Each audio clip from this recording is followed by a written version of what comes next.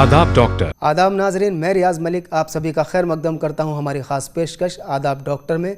और नाजरीन, हमेशा की तरह हमारे स्टूडियो में मौजूद हैं हकीम सुलेमान ख़ान साहब। हकीम सुलेमान ख़ान साहब हिंदुस्तान के मसरूफ़ तरीन और कामयाब हकीमों में से एक हैं। आइए इस्तकबाल करते हैं हकीम सुलेमान ख़ान साहब का। हकीम साहब, हमारे स्टूडियो में आपका बहुत इस्तकबाल है। ज़रा नवाजी, शुक्रिया। हकीम साहब, मैं जब भी प्रोग्राम का आगाज़ करता हूं तो कोशिश करता हूं कि किसी मेल के ज़रिए प्रोग्राम का आगाज़ करूं या किसी ख़ास तकलीफ़ के बारे में गुफ्तगू करूं, लेकिन आज मैं थोड़ा अलग हट के एक चीज़ मेरे जहन में ये आई कि घर के अंदर जो सबसे कमज़ोर लोग होते हैं, या तो मासूम बच्चे होते हैं या फिर घर के बुज़ुर्ग होते हैं, जिन्हें बीमारियां बहुत जल्दी अपने चंगुल में जकड़ भी ले लेती हैं। तो ऐसी उनकी ग़िज़ाओं में हमें क्या शामिल करना चाहिए कि बच्चों का और बुज़ुर्गों का जो हार्मोन सिस्टम है वो मजबूत हो जाए? हाँ, देखिए, इंसानी साख्त में दो चीज़ें बड़ी अहम हैं जी। एक तो क़ुव्वत बर्दाश्त, जी। एक क़ुव्वत बर्दाश्त और एक क़ुव्वत मुदाफ़ियत। जी जी।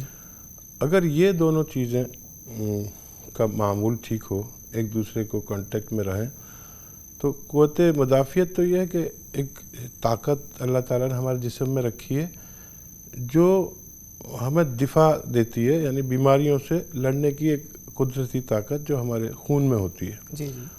और हम पर बहुत सारी बीमारियां अटैक करती हैं रोज़ाना, कई सौ या कई हज़ार बीमारियां एक दिन में अटैक करती हैं, और हमारा ये दिफाई निज़ाम, ये क़ुव्वत मुदाफ़ियत उनको ख़त्म करता रहता है, हमें पता भी नहीं चलता। जी जी। और जब कभी ये हम पर हावी होता है तो फिर हमें बुखार की सूरत में कोई भी बीमारी पहले जकड़ लेती है जी। और फिर बाद में पता चलता है ये बुखार किस वजह से। बुखार कोई अपने आप में कोई मर्ज़ नहीं है, जी जी, बल्कि किसी मर्ज़ की इत्तला है। अच्छा, कि हमारे खून में ये इन्फेक्शन हो गया। आमतौर पे लोग जो है बुखार को ही एक बीमारी समझते हैं। हाँ, बुखार को बुरा ना जानो, हदीस भी है, बुखार को बुरा ना जानो। तो इसीलिए है कि वो एक इत्तला हमारे जिस्म ने दी कि जिस्म गर्म होने लगा या सर्दी लगने लगी कि हमारे अंदर कुछ गड़बड़ है। अच्छा। अब फिर टेस्ट होता है फीवर पैनल का, किस वजह से बुखार है, इन्फेक्शन की वजह से है, लीवर की वजह से, या कोई भी वजह से। जी जी। लेकिन बुखार एक अपने आप में कोई मर्ज़ नहीं है। अच्छा। अक्सर लोग बुखारों को बुरा कहते हैं, लेकिन बुखार को बुरा न जानो, और वो इत्तला है बुखार की। और एक क़ुव्वत बर्दाश्त, क़ुव्वत बर्दाश्त बुज़ुर्गों में तो खूब होती है। जी जी। और बच्चों में और बुज़ुर्गों में अगर इसमें इजाफ़ा करना है तो दो चीज़ें बड़ी कामयाब हैं। एक तो कलौंजी, हमारे किचन में अक्सर हम लोग उसे सबसे कम इस्तेमाल करते हैं। जी जी। हालांकि वो सबसे ज़्यादा इस्तेमाल करने की चीज़ है। जी। तो उसका एक सफ़ूफ़ सा बना लें, और जितना वो सफ़ूफ़ हो उसमें 2 गुनी आप वो शहद डाल लें और उसे मिक्स करके रख लीजिए, वो एक माजून बन गई। अच्छा। अब बच्चों के लिए पाव चम्मच, बड़ों उससे बड़ों के लिए आधा चम्मच, और उससे बड़े लोगों के लिए, जवानों और बुज़ुर्गों के लिए 1 चम्मच रोज़ाना लिया करें। अच्छा अच्छा। इससे कई बीमारियों की भी दिफा है जी। और बहुत बीमारियों का इलाज। हदीस में तो ये आता है कि मौत के अलावा हर बीमारी का इलाज है। शुक्रिया हकीम साहब। इस दरमियान एक और कॉलर हमारे साथ जुड़ चुके हैं। हेलो जी, हेलो, अस्सलाम वालेकुम। वालेकुम अस्सलाम। आदाब डॉक्टर शो में आपका इस्तकबाल है। बताइए कौन सा? हुसैन बात कर रहा हूँ मैं, दिल्ली से। जी हुसैन साहब, बताइए क्या सवाल सर, है? मेरी अम्मी है 55 साल की। जी। तो उनके पैरों में सूजन रहती है और हल्का हल्का दर्द रहता है। ठीक है। और काफी साल हो गए, काफी पुराना दर्द है ये। अच्छा, एक पैर में सूजन रहती है, दोनों पैरों में सूजन रहती है? दोनों पैरों में सूजन रहती है, दोनों पैरों में। कितना इलाज कराया है, दर्द सूजन कमी नहीं होती है। ये सूजन जो है घुटनों से नीचे है या पूरे ही पैरों में है? ये घुटनों के नीचे, ये पिंडलियों के आसपास। कमर में भी क्या उनको पीछे की तरफ दर्द होता है? नहीं, बस घुटनों में दर्द होता है और ये पिंडलियों में और घुटनों के आसपास ही दर्द रहता है। अच्छा, एक चीज़ और बताइए, क्या आपकी वालिदा को कोई और तकलीफ, शुगर या ब्लड प्रेशर वगैरह से मुताल्लिक? नहीं, बीपी है, कभी कभी बीपी हाई हो जाता है। ठीक है, ठीक है हुसैन साहब। और देखिए, ये दर्द मेरे तजर्बे के मुताबिक इनका फितरी दर्द है जी। इस उम्र में 40 के बाद कभी भी ज़िंदगी में 1-2 बार जी जी ये दर्द होता है। और पिंडलियों में ऐसा तनाव सा होता है, खिंचाव सा, और वो लगता है कि सूजी हुई हैं। जी और सूजा हुआ जब समझना चाहिए कि अगर हमारा जैसे ये हिस्सा है, हम इसको ऐसे दबाएं जी। और ऐसे छोड़ें, अगर गड्ढा रह गया तो सूजन है, और गड्ढा नहीं रहा एकदम से ऊपर आ गया समझ लीजिए सूजन नहीं, ये इसकी निशानी है। अच्छा अच्छा। और मेरे तजुर्बे के मुताबिक ये तनाव है जो कुछ रगें इनकी कमर में दबी हुई हैं। अच्छा। और इससे निजात भी आसानी से मुमकिन है। एक तो वज़न उठाना या बहुत मेहनत करना छोड़ दें कुछ दिन के लिए। और देखिए एक दो दवाएं बताता हूँ मैं, वो लिख लीजिए। सुरंजान शीरी, सुरंजान शीरी, मीठी सुरंजान जी, और असगर नागौरी, जी, ये बहुत मशहूर दवाएं हैं जो मार्केट में आसानी से मिल जाती हैं। असगर नागौरी और हरड़, ये भी एक बहुत मशहूर दवा है। और कलौंजी हमारे किचन से ही मिल जाती है। जी जी, वो तो किचन में होती है। ये सब दवाओं को हम वज़न लेकर खूब बारीक पाउडर बना लें और तकरीबन 2-2 ग्राम 2 से 3 मरतबा जी, एक दिन में आप दूध या पानी से ले सकते हैं। अच्छा। अगर कमज़ोर है बहुत तो दूध बेहतर है, और हेल्दी हैं तो पानी से लें। और महीना 2 महीना लेंगे तो ये तकलीफ़ का जाना मुमकिन है। बहुत शुक्रिया हकीम साहब। ख़ासियत आपकी यही है कि आप दवाइयों से बचा के लोगों को जो है घरेलू चीज़ें ऐसी बताते हैं जो हमारे किचन में ही मौजूद हैं, और उससे लोगों को फ़ायदा भी होता है। तो हुसैन साहब, आपने सुन लिया होगा हकीम साहब ने जो आपको तरीका बताया है आपकी वालदा की तकलीफ़ से निजात हासिल करने का, आप उस नुस्खे को बनाएंगे भी ज़रूर और इंशाल्लाह आपकी वालदा को फ़ायदा भी ज़रूर होगा। इस दरमियान एक और कॉलर हमारे साथ जुड़ चुके हैं। हेलो। हेलो जी, आदाब डॉक्टर शो में आपका इस्तकबाल है। कौन साहिबा बोल रही हैं, कहाँ से बोल रही हैं? जी, मैं सीमा बात कर रही हूँ, इलाहाबाद यूपी से। जी सीमा जी, सर बताइए। मेरी एज ना 25 है एंड मुझे ना खांसी की प्रॉब्लम है 6 मंथ से, मतलब 6 महीने से जी, ये खांसी आपको लगातार है, बीच में रुक रुक के होती है? होती है, रुक रुक के भी होती है, कभी कंटिन्यू होती है, मतलब होती रहती है। और मैंने कई सिरप वगैरह मतलब दवाई वगैरह ले ली है तो उससे कोई फर्क नहीं है। ठीक है सीमा जी। हाँ देखिए सीमा, आपको ये बहुत पुराना नहीं है। जी और यूनानी में बहुत मशहूर एक दवा है जो सर्दी खांसी एलर्जी की बड़ी मशहूर दवा है, उसे जोशांदा कहते हैं। जी जी। और जोशांदा एक पुड़िया का नाम है जो तमाम कंपनियां बनाती हैं। जी जी हमारी कंपनी नहीं बनाती, और सब जो बड़ी कंपनियां हैं वो सब बनाती हैं। जी ये जोशांदे आप ले लीजिए 8-10। जी। और ये जड़ी बूटियों का मुरक्का होता है बग़ैर पिसी, यानी साबुत जड़ी बूटियों का। जी जी और इसको आप 1.5 गिलास पानी में भिगो दीजिए 10-15 मिनट, जी। और उसके बाद इसको हल्की आंच पर उबालें। अच्छा। जब ये पानी जल के आधा रह जाए तो इसमें अपनी पसंद की शक्कर वगैरह भी मिला सकते हैं। अच्छा अच्छा। और इसके साथ शुगर भी आती है। तो इसको अगर आप सुबह पिएंगे, ऐसा गरम गरम पिए जैसे चाय चुस्की लेके पीते हैं। जी और वही फुजला आप हिफाजत से रख दीजिए। जी। शाम को वही फुजला फिर आप उसी तरह उबालें और पिएं। ऐसा आप 1 हफ्ते तक करें तो इंशाल्लाह इससे निजात मुमकिन है। बहुत शुक्रिया हकीम साहब। तो सीमा जी, आपने सुन लिया होगा कि हकीम साहब ने जो है बहुत ही सस्ता नुस्खा है ये जो जोशांदा का है। आप इस नुस्खे को घर पे इस्तेमाल करिए, और घर में अगर कोई और भी इस मर्ज़ में मुब्तला है तो इंशाल्लाह आपको फ़ायदा भी होगा। नाज़रीन, मैं आपको यहाँ बताता चलूँ कि जो लोग हमसे फ़ोन पे कनेक्ट नहीं हो पाते हैं या हम तक अपने सवाल नहीं रख पाते हैं, वो लोग हकीम सुलेमान ख़ान साहब को फ़ेसबुक पर भी फॉलो कर सकते हैं। हकीम सुलेमान ख़ान साहब के वहाँ बहुत सारे नुस्खे ऐसे मौजूद हैं कि जिसकी आपको और हमें हमेशा ही ज़रूरत रहती है। फ़िलहाल यहाँ वक्त हो गया एक ब्रेक का, आप कहीं जाइएगा नहीं, इंशाल्लाह बहुत जल्द लौट कर आते हैं।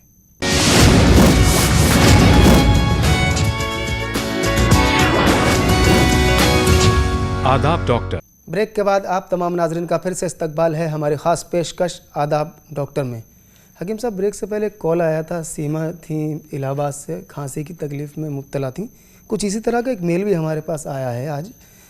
ये पूना से मरियम हैं, इनकी बेटी की उम्र 7 साल है और ये कह रही हैं कि उसको जो है साल भर में तकरीबन 8 महीने कफ़ की और खांसी की दिक्कत रहती है, रुक रुक के ये दिक्कत होती है। वो तरह तरह के सिरप भी पिला चुकी हैं, कई बार डॉक्टर से दवाई भी ले चुकी हैं, और लेकिन फिर उसको वो कफ़ हो जाता है, फिर से खांसी हो जाती है।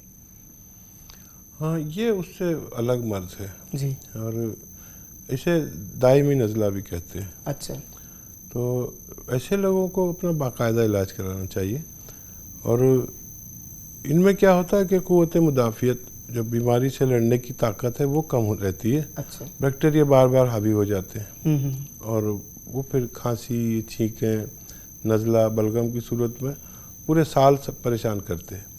तो ऐसे लोगों को लिए यह है कि सपिस्तान एक दवा का नाम है, सपिस्तान और उन्नाब, ये 2 दवाएं हो गई, बड़ी मशहूर है। जी जी। और इस लोग सपिस्तान भी बनता है सपिस्तान से, तो उसका जो मरकज़ी यानी दवा है उसकी, जी वो सपिस्तान है। तो ये दोनों चीज़ें आप 2-2 ग्राम 3-3 ग्राम लेकर वही 1-1.5 गिलास पानी में उबालें और हल्की आंच पे पकाएं, आधा जलने दें, फिर सुबह निहार मुँह पिएं उसी तरह। अच्छा। चुस्कियाँ लेकर। ये अमल 2-3 महीने करना होगा। अच्छा, इनका बच्चा छोटा है तो क्या उसमें कोई कुछ चीनी वगैरह ऐसा कुछ मिलाया जा सकता है? हाँ, अगर बच्चा छोटा है तो फिर उसकी खुराक बहुत कम होगी जी। एक तो जो बच्चों को, जैसे एक आदमी के लिए मैं 2-2 ग्राम बता रहा हूँ, तो बच्चों को आधे से भी कम ग्राम होना चाहिए। फिर उसका एक पूरी दवा तैयार करके रखना, जो शहद या चाशनी में मिलाकर और शीशी में भरकर फ्रिज में रख लें, ख़राब नहीं हो।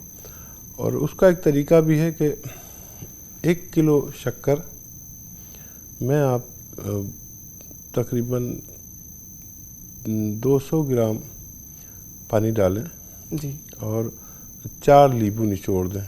अच्छा। इसे हल्की आंच पर पकाएं और तेज़ भी करें तो वहाँ खड़े रहें, क्योंकि एकदम जोश आता है उसमें। जी जी जी। ये एक उम्दा किस्म की चाशनी तैयार होती है। अच्छा। इस चाशनी में भी मिला सकते हैं ये इन दवाओं को, जी। तो एक माजून बन जाएगी। जी। और उसको फिर उसकी उम्र के हिसाब से, उम्र के तनासुब से दवाएं देना ज़रूरी है। यानी बहुत ज़्यादा हाइपरटेंसी बच्चों को नहीं दे सकते। जी जी जी। तो एक अगर बालिग शख्स को हम यानी 1 ग्राम देते हैं, जी जी। तो बच्चों को हमें 25 ग्राम ही देनी चाहिए। जी जी। तो ये इलाज फिर उनको करें तो इंशाल्लाह फ़ायदा मुमकिन है। बहुत शुक्रिया हकीम साहब। इस दरमियान एक कॉलर भी हमारे साथ जुड़ चुके हैं। हेलो। हेलो जी। जी आदाब डॉक्टर शो में आपका इस्तकबाल है। उस्मान बात कर रहा हूँ हैदराबाद से।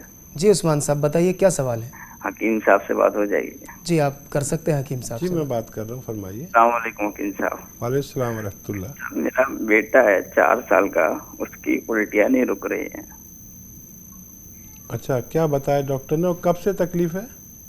जी ये उसे 10-12 दिन हो गए हैं, लूज मोशन और उल्टियाँ उसकी रुक नहीं रही हैं, हल्का हल्का बुखार भी रहता है।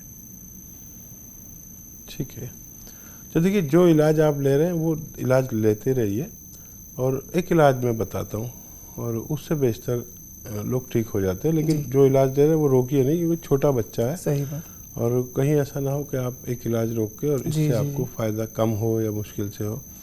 उसे देखा गया कि इससे 1 या 2 ही खुराक में फ़ायदा हो जाता है। अच्छा। देखिए फिटकरी जो हम अक्सर देखते हैं बार्बर की दुकान पर, जी जी शेव करने के बाद वो हमारे लगाता है जी। तो ये फिटकरी आप ज़रा सी लेके आग पर इतनी जलाएं जी कि वो जल के ना इतनी मोटी हो जाती है, इतनी सी होगी तो इतनी मोटी अच्छा, हो जाएगी। अच्छा, उसमें से आधे चावल की बराबर आप लीजिए। अच्छा। और 1 चम्मच ये ले लीजिए, आधा चम्मच 1 चम्मच शहद, उसमें खूब मिक्स करके उस बच्चे को 1 दिन में एक खुराक दे सकते हैं। अच्छा। लेकिन मकदार का ख्याल रखना ज़रूरी है, और बेशतर लोग एक ही खुराक में ठीक हो जाते हैं।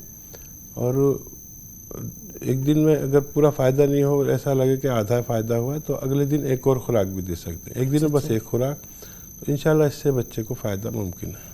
बहुत शुक्रिया हकीम साहब। तो हकीम साहब ने जो आपको घरेलू ये नुस्खा बताया है आप उसको ज़रूर आजमाइए। लेकिन हकीम साहब ने ये भी ताकीद की है कि जहाँ से आप इलाज करा रहे हैं, क्योंकि आपका बहुत छोटा बच्चा है, उस इलाज को मत रोकिए, उस इलाज को भी आप कंटिन्यू रखिए।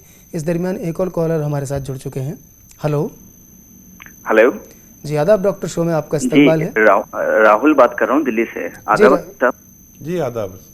हकीम साहब, मेरे को 1.5-2 साल से सर में बहुत ज्यादा दर्द की प्रॉब्लम है। राइट साइड पे मेरा दर्द होता है बहुत ज्यादा। जी मतलब जब मैं रीड करता हूँ कोई भी चीज, किताब वगैरह पढ़नी होती है जैसे या कुछ, तो राइट साइड पे बहुत ज्यादा दर्द होने लगता है, फिर नींद नहीं आती है बिल्कुल। अच्छा, ये अक्सर होता है या कभी कभी होता है? ये अक्सर होता है ये मुझे। ठीक है। और उम्र कितनी है आपकी? जी मेरी उम्र 25। ठीक है। अच्छा देखिए, बेशतर इस वक्त में जो मैंने पाया है, ऐसे बच्चे जो यंग हैं बिल्कुल जी। उनको भी एक मर्ज होता है सर्वाइकल। अच्छा। अगर आपकी आंखें कमज़ोर नहीं हैं तो ये सर्वाइकल हो सकता है। कभी कभी आँख कमज़ोर होने से भी होता है। जी जी। और आँख के तो बहुत आसान टेस्ट है, आप जाएंगे तो वो फ़ौरन बता देगा। जी जी। अच्छा, सर्वाइकल क्या है कि किसी की समझ में नहीं आता कि हमारे एक गर्दन है, यहाँ पर कि एक डिस्क है जो अपनी जगह से उल्टा सीधा इस्तेमाल करते हैं ना हम, या तो हम कंप्यूटर पर ही बैठे हुए हैं या स्टडी करे जा रहे हैं, जी। तो एक डिस्क अपनी जगह से थोड़ी जुम्बिश करती है, जैसे जिससे आजकल जो है लोगों के हाथ में एंड्रॉयड फ़ोन भी रह गए, तो आजकल वो ज़्यादातर फ़ोन पे ही रहते हैं। हाँ, पता ही नहीं चलता, कई कई घंटे हम उसमें लगे रहते हैं। जी जी।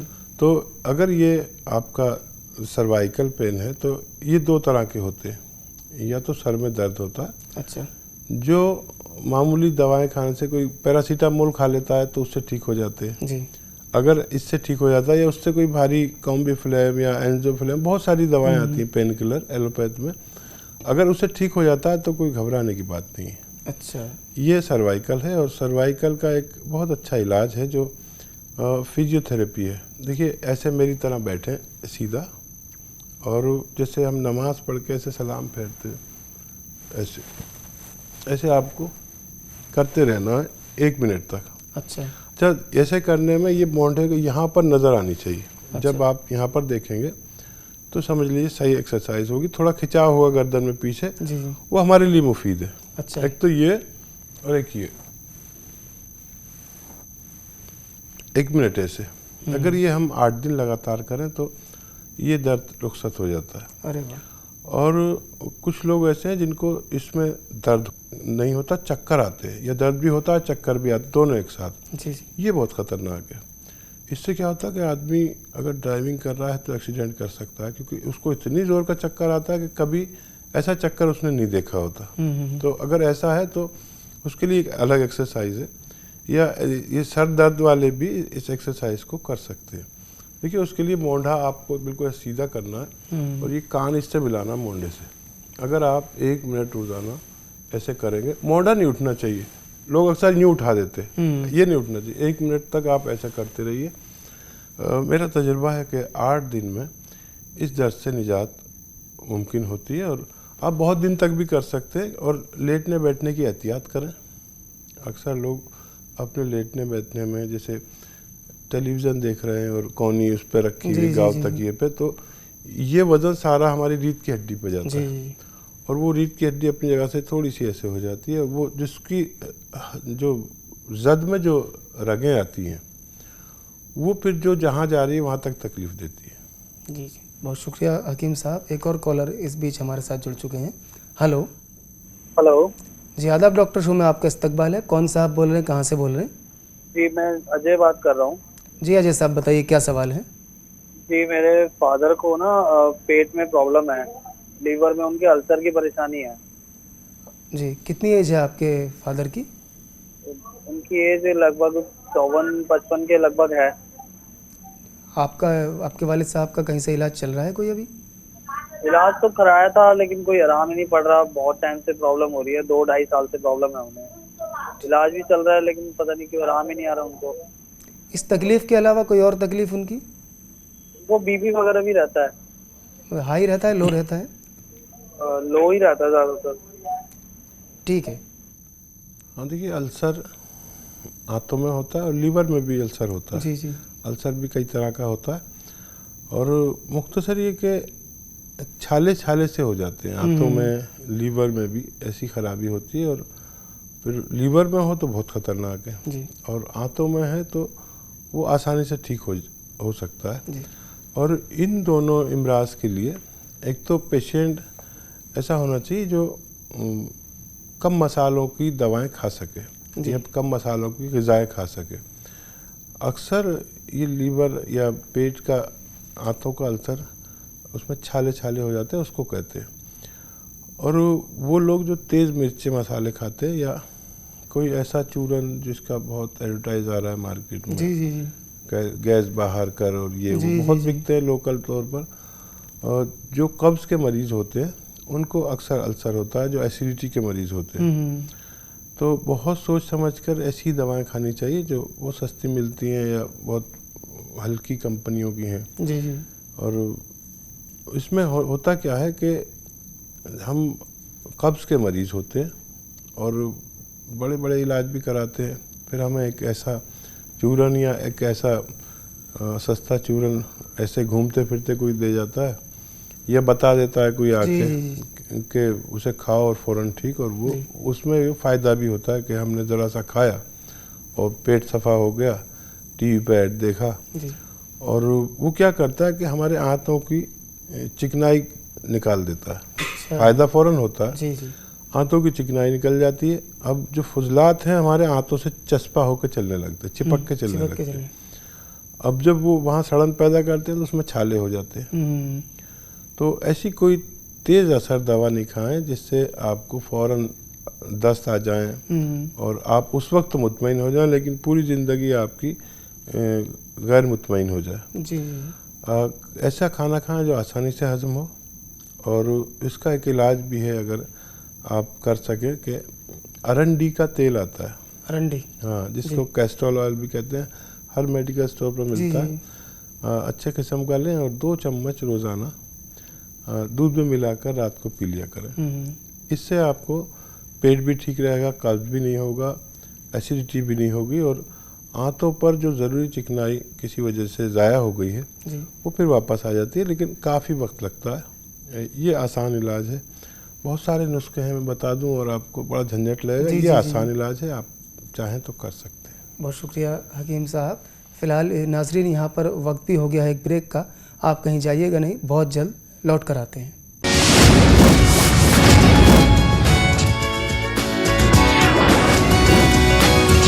आदाब डॉक्टर। ब्रेक के बाद आप तमाम नाजरीन का फिर से इस्तकबाल है हमारी ख़ास पेशकश आदाब डॉक्टर में, और एक कॉलर भी काफ़ी देर से हमारा इंतज़ार कर रहे हैं। हेलो। हेलो जी, आदाब डॉक्टर शो में आपका इस्तकबाल है। कौन साहिबा हैं, कहाँ से बोल रही हैं? जी नमस्कार, मैं तान्या बात कर रही हूँ। जी बताइए, क्या सवाल है आपका? जी मेरे ना पीछे हेड में ना बैक साइड बहुत पेन होता है। जी, किस हिस्से में? जी मेरे को 6 महीने हो गए, बहुत तंग हो रही, मैं दर्द नहीं जाता है, डॉक्टर को दिखाया, दवाई खाती हूँ तो आराम आता है, मैं बहुत परेशान हो रही दर्द से। ठीक, आपकी उम्र कितनी है अभी? मेरी उम्र 26 है। ठीक है, दवाई जो है अभी आप कंटिन्यू खा रही हैं, बीच में रुक रुक के खाती हैं? जैसे लेती हूँ कभी कभार तो आराम आता है, फिर दोबारा ऐसे होता है। इसके अलावा कोई और तकलीफ आपको, बीपी या कोई और? हाँ जी। इसके अलावा कोई और आपको प्रॉब्लम है, ब्लड प्रेशर वगैरह की या कुछ? नहीं, बीपी कभी हाई होता है बस। ठीक है जी। हाँ देखिए, बहुत कम उम्र है और स्लिप डिस्क की शिकायत लगती है, और मेरे तजर्बे के मुताबिक तो कोई झटका वगैरह लग गया है, वरना इस उम्र में ये मर्ज होता नहीं। और अगर बहुत दिन हो गए हैं तो आप यूनानी को कोशिश कर सकते हैं। यूनानी में एक बड़ा मुजरब इलाज है इसका, और हर प्रोग्राम में एक से ज़्यादा बार मैं बताता हूँ कि अगर दर्द है इस तरह का तो सुरनजान शीरी, अजगन नागौरी, हरड़ और कलौंजी, ये 4 चीज़ें हम वज़न लेकर खूब बारीक पाउडर बनाएं और 2-2 ग्राम के करीब 3 वक्त तक खाने के बाद दूध या पानी से लें तो महीना 2 महीने में ऐसी तकलीफ़ का मुकम्मल तौर पर ठीक होना मुमकिन है। जी अच्छा, जिस तरह से दवाइयाँ खाती हैं, कभी कभी होता क्या है कि लोग जो पेन किलर मुस्तकिल शक्ल में खाना शुरू कर देते हैं बिना डॉक्टर के बताए, तो उसका नुकसान क्या होता है इन लोगों को? हाँ देखिए, कोई भी शख्स जिसको दर्द होता है जी तो वो पेन किलर ही खाता है। अगर वो दर्द बहुत मुद्दत तक होता है फिर और भारी पेन किलर खाएगा और ज़्यादा प्रोटेंसी की और अच्छे डॉक्टर के पास जाएगा। लेकिन पूरी दुनिया में एलोपैथ के जो औज़ान हैं वो एक ही हैं। अच्छा। मतलब दर्द की जो दवाएं हैं वो जो यहाँ का इंडिया का डॉक्टर देगा वही आपको अमेरिका का डॉक्टर भी देगा। सबकी पैथी एक है, क्योंकि उसमें कुछ बनाना नहीं पड़ता और वो एक रजिस्टर्ड नुस्खे जाते हैं। जी और वो सब आपको वही देंगे, चाहे आपको कोई क्रोसिन के नाम से जैसे देता है जी तो उसमें पैरासीटामोल ही होती है। अगर कोई कॉलपोल देता है तो उसमें भी पैरासीटामोल, नाम अलग है। अच्छा। लेकिन पूरी दुनिया का नुस्खा एक है। सिर्फ यूनानी में सबके नुस्खे ज़्यादा अलग होते हैं। तो सबसे पहले आदमी कोई भी बीमारी में ख़ासतौर पर दर्द हो तो वो दर्द की दवा ही लेता है, और हम और आप भी लेते हैं। जी जी। मैं जानना चाह रहा था कि अक्सर जैसे कहा जाता है कि पेन किलर ज़्यादा लेने से किडनी को नुकसान होता है। हाँ, वही मैं आता हूँ। तो जैसे आपने मुझे तलब किया, जी जी, अब मुझे आना है जी, अगर मेरे सर में कोई दर्द है या घुटने में दर्द है तो इत्तफाकन हो गया, तो यूनानी के पास या किसी और पैथी के पास कोई ऐसी दवा है ही नहीं जी। जो हमें 1 घंटे में ठीक कर दे। अच्छा। यानी मैं घर से चलूँ आपके दिल्ली से और नोएडा तक आऊँ और ठीक हो जाए, ऐसी कोई दवा किसी के पास नहीं है। जी जी। और अगर कोई यूनानी या आयुर्वेद वाला देता है तो वो बेईमानी कर रहा है। अच्छा। यानी कोई दवा पेन किलर अभी तक यानी यूनानी में और आयुर्वेद में या किसी पैथी में है ही नहीं। अगर दे रहा है और इतनी जल्दी फ़ायदा कर रही तो बेईमान है वो, जी। चाहे कोई भी हो। अच्छा, जब ये होता है कि वो महीनों तो इसी तरह निकाल देते, दर्द हुआ, हमारे घर की माँ हैं, जी जी, बहनें हैं, बीवी है, तो वो हमें शेयर भी नहीं करती और वो एक पेन किलर खा के गुजारा कर जी, लेती है। हफ्ते भर तक तो किसी से कुछ नहीं कहती, अपना आप इलाज करती है। हफ्ता हो गया तो फिर वो शौहर से शेयर करती है। वो भी कहते हैं शौहर के आप फैमिली डॉक्टर को दिखा लो। जी जी। हफ्ता 2 हफ्ता वहाँ निकल जाता है। तो वक्ती फ़ायदे के लिए सबसे अच्छी दवा एलोपैथिक यानी इंग्लिश, और मुस्तकिल फ़ायदे के लिए, क्योंकि ये पेन किलर नहीं, ये मर्ज किलर है, जी जी, यानी बीमारी को निकालने की दवा है। तो इसके लिए आपको फिर यूनानी में, अगर महीनों और सालों में तब्दील हो गई आपकी बीमारी तो फिर यूनानी इलाज लें, 2-4 महीने लें, फिर आपको मुद्दतों के लिए फ़ायदा होगा। ये दर्द नहीं बल्कि मर्ज दूर करती है। अच्छा, कुछ लोगों का जो हकीम साहब कहते हैं यूरिक एसिड बढ़ गया है, जिसकी वजह से वो जोड़ों वगैरह में अपने तकलीफ बताते हैं, उसके लिए कोई आपके नज़र में कोई घरेलू नुस्खा है ऐसा? हाँ, देखिए यूरिक एसिड मतलब एक नमक है जी जी, जो पेशाब के रास्ते ज़रूरत के मुताबिक रुकना चाहिए, बाकी ज़ाया हो जाना चाहिए। जी जी, उसी यूरिक एसिड जब बढ़ जाता है तो ऐसा आदमी को बहुत तकलीफ़ होती है जब वो आराम करता है। और यूरिक एसिड हमारे जैसे ये हाथ हैं तो इनके छोटे जोड़ों पर जाकर बैठ जाता है। अच्छा, हमने अगर 4-5 घंटे की नींद ली, जब हम उठेंगे तो ये बिल्कुल स्टफ हो जाएंगे, ऐसे आराम से नहीं मुड़ेंगे बल्कि सख्त से हो जाएंगे। और ज़्यादा यूरिक एसिड बढ़ रहा है तो ये लाल से हो जाएंगे, और सूजन आ जाएगी, क्योंकि वो एसिड हमारे जोड़ों पर जाकर बैठता है और वहाँ से खून पास नहीं होने देता, तो हमारे जो जोड़ हैं वो सूज जाते हैं। तो उसके लिए आसान नुस्खा एक बहुत है, और पहले ये बता दूँ ये किडनी का मर्ज़ है ये।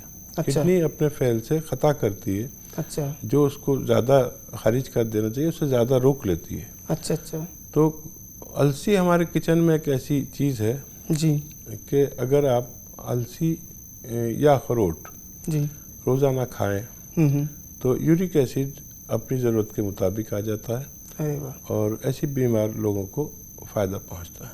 बहुत शुक्रिया हकीम साहब। इस बीच एक और कॉलर हमारे साथ जुड़ चुके हैं। हेलो जी आदाब डॉक्टर शो में आपका इस्तकबाल है। कौन साहिबा बोल रही हैं और कहाँ से बोल रही हैं? जी, मैं अनु बात कर रही हूँ। पहले तो सबको मैं नमस्ते कहना चाहूंगी। जी आदाब, फरमाइए। मैं दिल्ली से बात कर रही हूँ। बताइए क्या सवाल है मेरा आपका? सवाल ये है कि मेरी मम्मी के कमरे में दर्द रहता है और वो 2 साल से रहता है, काफी दर्द रहता है। उन्होंने काफी इलाज कराया लेकिन कोई फर्क नजर नहीं आया।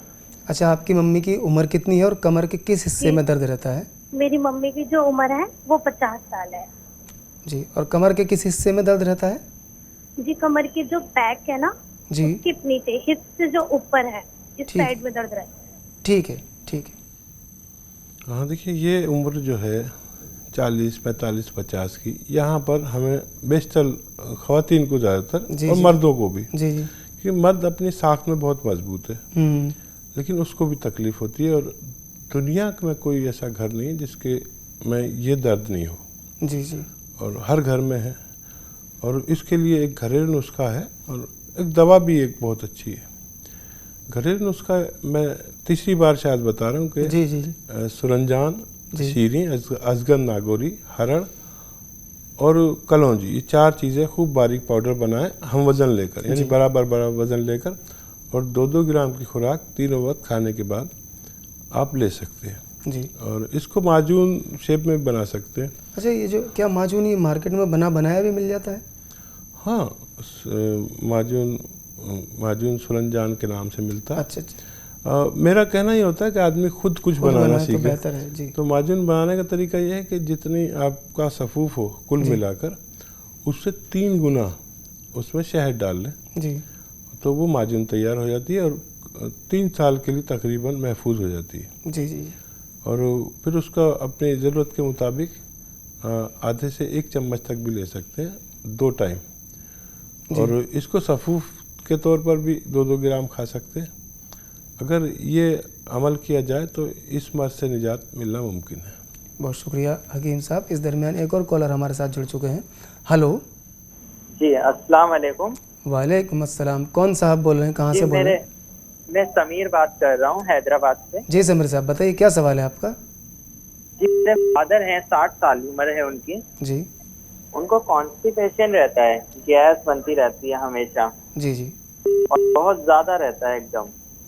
ठीक है, कोई और तकलीफ इसके अलावा उनको? नहीं, ज्यादातर तो यही है मेन तकलीफ। जी, कब्ज की दिक्कत। ये तो आम बात है। और जी। आपको पता है कि पेट को उम्मुल इमराज कहते हैं, जी, जी। बीमारियों की माँ। और उसके लिए एक बहुत घरेलू नुस्खा मेरा मशहूर है जो करोड़ों लोग इस्तेमाल करते हैं, उससे फ़ायदा मिलता है जी उससे। जी। और ये नुस्खा ऐसा है कि आप खुद बनाएं और सब चीज़ें साबुत लाएं, घर में पाउडर बनाएं और आधे से 1 चम्मच तक 2 से 3 टाइम तक अगर खाएंगे तो आपको इस मर्ज से निजात मिलेगी। और काफ़ी चीज़ों से, यानी पेट ठीक रहेगा, मैदा ठीक रहेगा, एसिडिटी ठीक रहेगी, बवासीर भी ठीक हो जाती है इससे, पाइल्स। और पेट ठीक रहता है तो फिर बहुत सारी बीमारियां नहीं होती। तो इसमें यह है कि सौंफ, सौंठ, अजवाइन और काला नमक। सौंफ, सौंठ, अजवाइन और काला नमक। जो लोग ब्लड प्रेशर के मरीज़ हैं वो काला नमक कम कर लें थोड़ा। इन सबको हम वज़न लें और ब्लड प्रेशर के मरीज़ कम कर लें नमक को, और खूब बारीक पाउडर बनाएं। आधे से 1 चम्मच तक 2-3 टाइम दिन में ले सकते हैं पानी के साथ। तो ऐसे इमराज का बआसानी ठीक होना मुमकिन है। बहुत शुक्रिया हकीम साहब। एक मेल भी हमारे पास आया है, ये रुचि है कानपुर से। इनकी बेटी की उम्र तकरीबन 6 साल है और कह रही है कि उसका वज़न 30 किलो है। 30 किलो था, मगर 2 महीने के अंदर अंदर वो वज़न और ज़्यादा बढ़ गया है। वो 31 किलो 500 ग्राम की वो बच्ची हो गई है। डॉक्टर्स को दिखाया तो उन्होंने कहा कि इसका वज़न कम कराइए, वरना बाद में ये एनीमिक या इसको जो है सांस की परेशानी हो सकती है। तो ये क्योंकि प्रोग्राम देखती हैं आपका, और इनकी गुजारिश है कि आप कोई घरेलू नुस्खा बताएं उसको कि उससे फ़ायदा हो जाए। हाँ, देखिए, अगर सांस की तकलीफ़ है इनको, नहीं, वो कह रही कि तकलीफ़ नहीं है, ऐसा डॉक्टर्स ने खर्चा जाहिर किया है कि बाद में बच्ची एनीमिक या इसको सांस की तकलीफ़ हो सकती है, इसका वज़न कम होना चाहिए। वज़न कम करने के लिए वो, देखिए, मेरे उसमें मशवरे में यह है कि ऐसी बच्चियों को ये खदशा नहीं होना चाहिए कि इसका सांस की बीमारी हो जाए, क्योंकि है नहीं। जी जी। या वज़न बढ़ रहा है तो ये बच्चियाँ ग्रोथ करती हैं बहुत तेज़ी से। जी जी। बच्चों से ज़्यादा, यानी नर से ज़्यादा मादा, जी, यानी मेल से ज़्यादा फीमेल ग्रोथ करती है तेज़ी से। आपने देखा होगा कि एकदम बच्चियाँ बड़ी हो जाती हैं जी, क्योंकि वो उनके पास ग्रोथ करने के लिए उम्र कम होती है और लड़कों के पास ग्रोथ करने के लिए उम्र ज़्यादा होती है। जैसे बच्चियाँ अक्सर 18 साल तक, बहुत ही किसी ने ग्रोथ की तो 20 साल तक, लेकिन लड़कों के लिए 22 साल तक भी ग्रोथ होती है, ऐसा देखा गया। तो बच्चियों को ग्रोथ होने दें, कोई बीमारी नहीं है तो उसके खदशे में आप कोई दवा नहीं दें उसे। अच्छा। और बल्कि उसे थोड़ा सा मसरूफ़ कर दीजिए, बैडमिंटन खेले, भागने दौड़ने का, रस्सी कूदने का। लेकिन अगर ये हालात हैं, उनको कोई प्रॉब्लम नहीं है, तो दवा देना या कुछ करना ठीक नहीं। पैदल चलाइए, दौड़ाइए, रस्सी कूदवाइए, थोड़ा ऐसा गेम जिसमें वो भागे दौड़े, लेकिन ग्रोथ पे फ़र्क पड़ जाएगा। अगर आपने एहतियातन, कोई मर्ज है नहीं उसके बारे में, उसको दवा देनी शुरू कर दी तो उससे ग्रोथ पे फ़र्क पड़ जाएगा। अच्छा, इसी सवाल से मेरे जहन में एक बात इससे मुताल्लिक और समझ में आया, जैसे अक्सर आप लोगों को तजवीज़ करते हैं कि ज़ीरे का पानी या और दूसरी चीज़ें, क्या छोटे बच्चों को ये चीज़ें दी जा सकती हैं? नहीं, मेरे ख्याल में बिल्कुल मुमकिन नहीं है, मुनासिब नहीं है, क्योंकि वो ग्रोथ कर रहे हैं, उसमें उनका जो कैटाबॉलिज्म है उस पर फ़र्क पड़ जाएगा और पता नहीं वो किस हिस्से पर असर पड़े। जी जी जी। कौन सा हिस्सा ग्रोथ कर रहा है उनका, तो ये उम्र बिल्कुल ऐसी दवाएं देने की नहीं है। और बच्चियां ग्रोथ करती हैं जी और अपनी उम्र में आके वो वैसी हो स्लिम हो जाती हैं जैसा होना चाहिए। जी जी। या फिर आप उनकी कोई ऐसी रिपोर्ट भेजें, क्योंकि जो वज़न और जो उम्र बता रहे हैं वो बिल्कुल ऐसे घबराने की उम्र नहीं है, और बच्ची को ग्रोथ करने दें।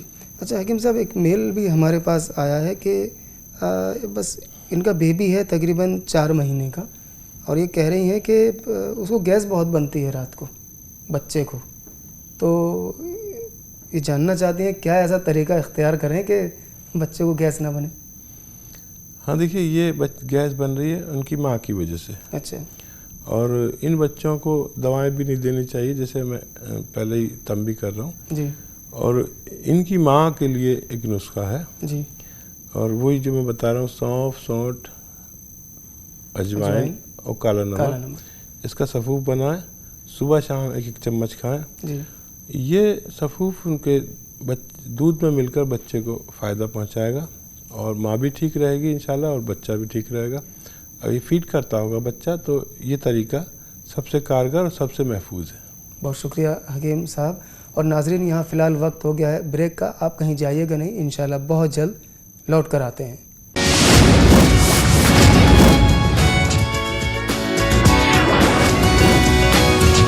आदाब डॉक्टर। ब्रेक के बाद आप तमाम नाजरीन का फिर से इस्तकबाल है हमारी ख़ास पेशकश आदाब डॉक्टर में।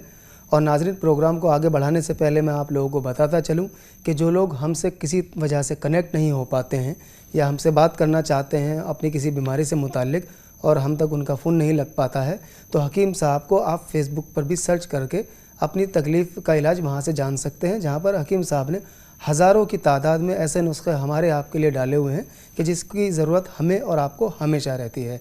हकीम साहब, एक मेल भी हमारे पास आया है, सुल्तान साहब हैं दिल्ली से। ये कह रहे हैं इनका बेटा जो है 11 साल का है और उसको पैदाइशी पोलियो है, और ये कह रहे हैं कि हिंदुस्तान में कई जगह उसको दिखा भी चुके हैं, तरह तरह के इलाज करा चुके हैं और जगह का नाम नहीं लिखा, लेकिन कहीं उसका ऑपरेशन भी उन्होंने कराया है, लेकिन उस बच्चे को ज़रा सा भी फ़र्क नहीं पड़ा।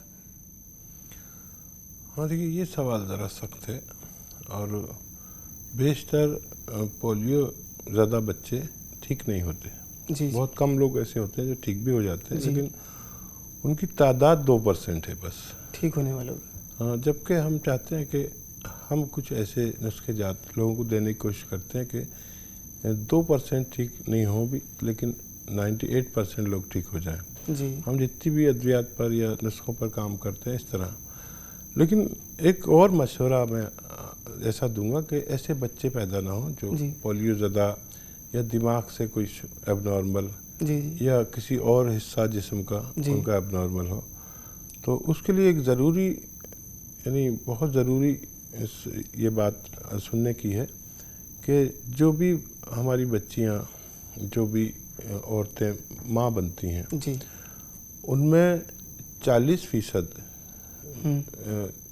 बच्चियां जैसे ही उनको हमल होता है उनके जिस्म में एक बहुत बड़ा बदलाव आता है और उसमें 40% बच्चियों को थायराइड और डायबिटीज़ हो जाती है और हम उसका टेस्ट कभी नहीं कराते या कराते भी हैं तो ये होती है, हालांकि एक्सीडेंटल डायबिटीज़ या थायराइड होता है, लेकिन अगर हम उसको कंट्रोल करके नहीं चलें तो बच्चे एबनॉर्मल पैदा होते हैं।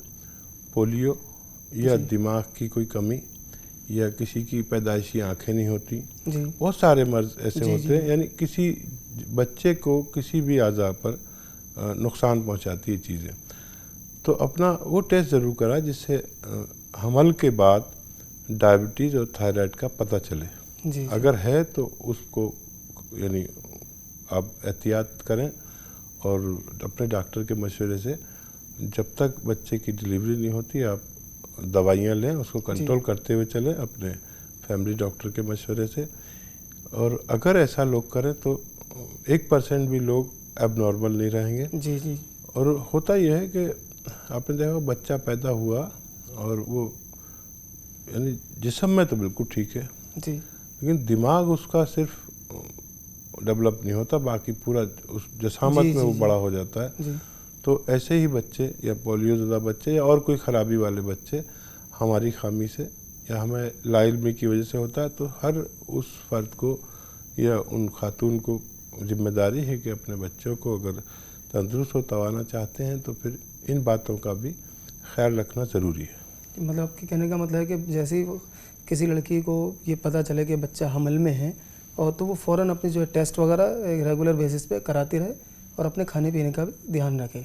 हाँ, और मैं बता रहा हूँ कि 40% बच्चियों को जब ये मर्ज़ है तो 40% बच्चे एबनॉर्मल पैदा होंगे। इसलिए उन लोगों को ज़्यादा ज़रूरी है जो हमल से हैं, उनको इल्म होना बहुत ज़रूरी है। जी। इल्म को आगे बढ़ा दो फिर बच्चे खुद ब खुद, यानी फिर हमारी जिम्मेदारी ख़त्म होगी, फिर उन माओं की जिम्मेदारी या जो लोग हमारी बात देख रहे हैं सुन रहे हैं जी जी। फिर उनकी जिम्मेदारी हो गई कि वो कैसी यानी नस्ल चाहते हैं, अपना कौम कैसी चाहते हैं, औलाद कैसी चाहते हैं। जी। हमारी जिम्मेदारी हो गई कि हमें जब ये इल्म हुआ कि ऐसा होता है तो हमने ये बात को आगे पहुंचा दिया। बहुत शुक्रिया हकीम साहब। एक कॉलर भी हमारा काफ़ी देर से इंतज़ार कर रहे हैं। हेलो जी। हेलो जी, आदाब डॉक्टर शो में आपका इस्तकबाल है। कौन साहिबा हैं और कहाँ से बोल रही हैं? जी, अस्सलाम वालेकुम। वालेकुम अस्सलाम।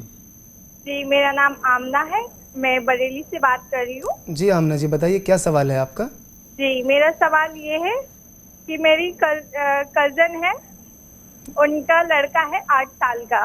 ठीक है। उसको हमेशा नज़ला रहता है, जुकाम। जी। काफ़ी टाइम हो गया, हमने हर जगह दिखाया भी पर कोई फ़ायदा नहीं हो रहा, मतलब नज़ला हमेशा ही बना रहता है। ठीक है ठीक है। देखिए ये बच्चे जैसे 8 साल का बच्चा है, हमेशा नज़ला रहता है। ये नज़ला जब तक ठीक नहीं होता जब तक हमारे अंदर बीमारियों से लड़ने की ताकत, जिसे क़ुव्वत मुदाफ़ियत कहते हैं, जब तक ठीक नहीं होती।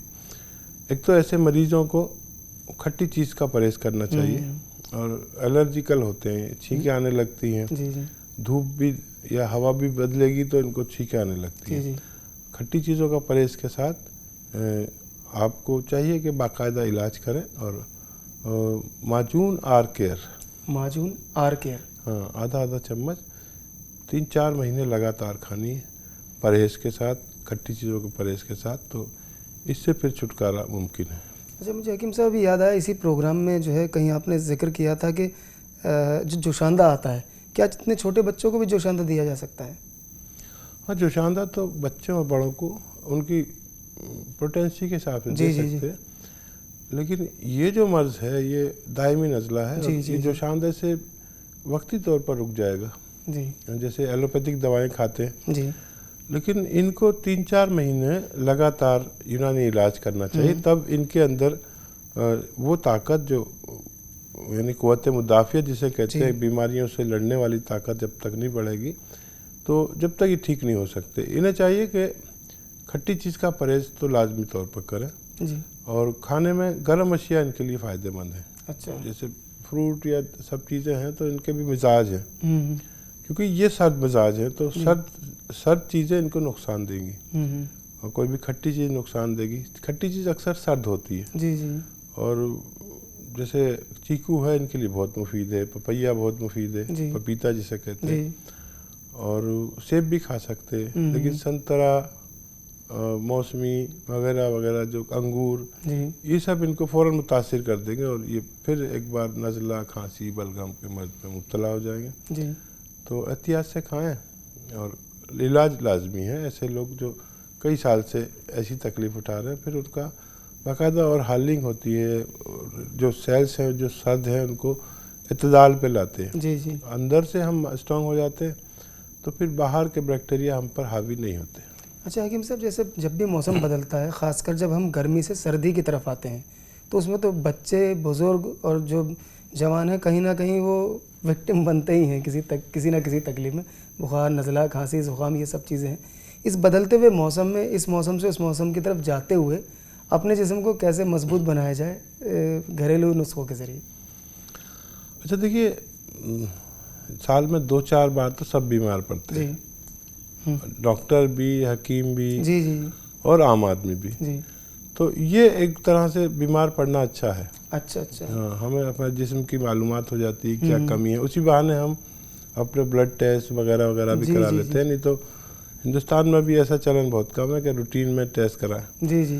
तो एक तरह से ये अच्छा है। और 12 और साल और महीने से महीने तक अगर होता है तो फिर होशियार हो जाना चाहिए कि हमारी दिफा बहुत कम हो रही है, हमारी जो बीमारी से लड़ने की एक ताकत अल्लाह ने दी है वो कम हो रही है।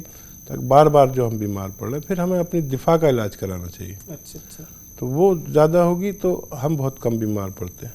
जब इंसान बुजुर्गों की तरफ जाता है तो बीमारियां लगातार उस पर अटैक करती हैं, कभी ये हो गया कभी वो हो गया। तो जो इंसान 30 की उम्र को पार करते हैं उसके बाद से वो किन किन चीज़ों का एहतियात रखें, ख्याल रखें, या कोई ऐसी अद्वियात बाज़ार में मिलती हों कि जो उसके जिस्म की रिपेयर करती हों? अच्छा देखिए, 30-35 के बाद जी हर शख्स ढलान की तरफ चलता जी है। जी जी हमारी जो फितरी उम्र है वो 60 और 65 है। जी जी जी। अब 30-35 हमारी हो गई तो समझ लीजिए हमने हमारी जवानी ख़त्म, अब हम जवाल की तरफ हैं। जी जी। तो एक तो ये कि हर शख्स का फितरी तौर पर खून गाढ़ा होने लगता है। अच्छा। 35 के बाद 40 के बाद जी। खून गाढ़ा होता है तो उससे 2 नुकसान होते हैं कि हम कभी भी दिल के मरीज़, कोलेस्ट्रॉल, ब्लड प्रेशर के, जी या हम फालिज में भी मुब्तला हो सकते हैं। तो जिसकी उम्र भी 35 से ज़्यादा, 40 से ज़्यादा हो, उसे चाहिए कि घरेलू तौर पर इलाज चाहते हैं और हमेशा तंदुरुस्त और तवाना चाहते हैं तो लहसुन छील कर रखें जब खाना खाएं, और 2-3 लहसुन सुबह निवाला मुंह में लें और उसके साथ लहसुन भी चबा के उसके साथ खा लें, निवाले के साथ। जी जी अक्सर लोग क्या करते हैं कि लहसुन निगल लेते हैं, जी जी जी और वो निगलते हैं तो वो हजम नहीं होता बल्कि ऐसे ही निकल जाता जी है। जी। और पता नहीं कहाँ से ये बात आ गई समाज में कि लहसुन निकल रही है। जी हकीम साहब, लहसुन तो निकलना वाकई बड़ी गलत बात है। जैसा हम उसको निकलेंगे वो वैसे ही मतलब काम ही नहीं करेगा वो। हाँ, पता नहीं समाज को ये बात किसने कह दी और लोग ऐसा करने लगे। हालांकि मैं कई बार इस बात की तंबीह कर चुका हूँ कि लहसुन को निगलना नहीं बल्कि चबा के खाना चाहिए। जी। और ये चाहते हैं अगर कि वो आपको मिर्चें नहीं लगें, स्मेल भी नहीं आए, तो निवाले के साथ चबा के खाएं, तो उसमें स्मेल भी नहीं आती। और पहले दूसरे लुकमे में खा लें 2-3 लहसुन और 2-3 शाम को। जी। ये करने से आपका खून कभी गाढ़ा नहीं होता। अच्छा। और कोलेस्ट्रॉल आपका कभी नहीं बढ़ता। अच्छा, अगर लोग इस तरह की आदत बना लें कि अपने खाने में ही, खासकर दोपहर का जो लंच लोग करते हैं, लहसुन की चटनी वगैरह का इस्तेमाल कर लें, वो भी बेहतर है। और जी कुछ लोग खूब लगातार चटनी खाते हैं। जी। और ये मेरा आजमूदा है कि मैं भी मामूली आदमी हूँ और मेरा भी कोलेस्ट्रॉल बढ़ जाता है, या मुझे भी सारी वो बीमारियाँ जो एक आम आदमी की होती हैं। और अल्लाह की मदद ये होती है कि वो इल्म दे देता है। जी जी। अब इल्म हो गया और टेस्ट भी करा लिया, फिर दवा भी मालूम है, तो 2-3 लहसुन सुबह 2-3 शाम आप चबा के खाइए। 1 महीने में आपका कोलेस्ट्रॉल आपकी ज़रूरत के मुताबिक आ सकता है। ये मेरा ज़ाती तजुर्बा है। कोलेस्ट्रॉल ठीक रहेगा, पेट ठीक रहेगा और हज़म ठीक रहेगा, कब्ज़ नहीं होगा, खुल के आदमी को भूख लगनी चाहिए और खुलकर इजाबत होनी चाहिए। अगर ऐसा हो रहा है तो समझ लीजिए वो शख्स बहुत खुशनसीब है और उसको बहुत कम बीमारियां होंगी। ये लहसुन खाने से आपको फालिज कभी नहीं होता। अच्छा। आपका कोलेस्ट्रॉल नहीं बढ़ता, कभी भी कोलेस्ट्रॉल नहीं बढ़ता तो दिल का कोई मर्ज़ नहीं होता, क्योंकि ये जहाँ जहाँ बैड कोलेस्ट्रॉल यानी बुरी चर्बी, 2 तरह का हमारे जिस्म में चर्बी होती है। एक तो बहुत ज़रूरी है जो होनी ही चाहिए, और एक बुरी चर्बी जो नुकसान देती है। तो हमारे जिस्म में अगर ख़राब कोलेस्ट्रॉल नहीं होगा तो हमें फालिज कभी नहीं होता। अच्छा, लहसुन क्योंकि एक गर्म चीज़ है, उससे हमारे जिस्म में ज़रूरी गर्माई भी बनी रहती है और हम हमेशा हमेशा तंदुरुस्त और तवाना रहते हैं। यानी अगर आप ये कहें कि आज आपने लहसुन खाया तो मैं कहूँगा मैं आज भी लहसुन खा कर आया हूँ। बहुत शुक्रिया, क्या बात है हकीम साहब। हकीम साहब, आप हमारे स्टूडियो में तशरीफ़ लाए, हमारे नाज़रीन को इतनी अच्छी अच्छी बातें बताई। बहुत सारे लोगों ने सवाल करे जिनके आपने मुनासिब जवाब भी दिए। आप हमारे स्टूडियो में तशरीफ़ लाए, आपका बहुत बहुत शुक्रिया। ज़रा नवाजी, शुक्रिया आपका भी। तो नाज़रीन, मुझे उम्मीद है कि आपको हमारा आज का ये प्रोग्राम ज़रूर पसंद आया होगा और मैं चलते चलते आप लोगों को बताता चलूं कि जो लोग हमसे किसी वजह से फ़ोन के ज़रिए कनेक्ट नहीं हो पाए, वो लोग हकीम सुलेमान ख़ान साहब को फेसबुक पे सर्च करके अपनी जो तकलीफ़ है आपकी, आपके किसी जानने वाले को कोई मर्ज़ है, उससे मुताल्लिक वहाँ पे आप नुस्खा हासिल कर सकते हैं। वहाँ पे हकीम साहब ने हज़ारों की तादाद में नुस्खे डाले हुए हैं। आपने हमारा आज का ये प्रोग्राम देखा, आपका बहुत बहुत शुक्रिया। खुदा हाफिज़। हमारा पता है आदाब doctor, ETV Urdu, Ramoji film city, Hyderabad 501512। हमारा ईमेल एड्रेस है responseurdu@etv.co.in।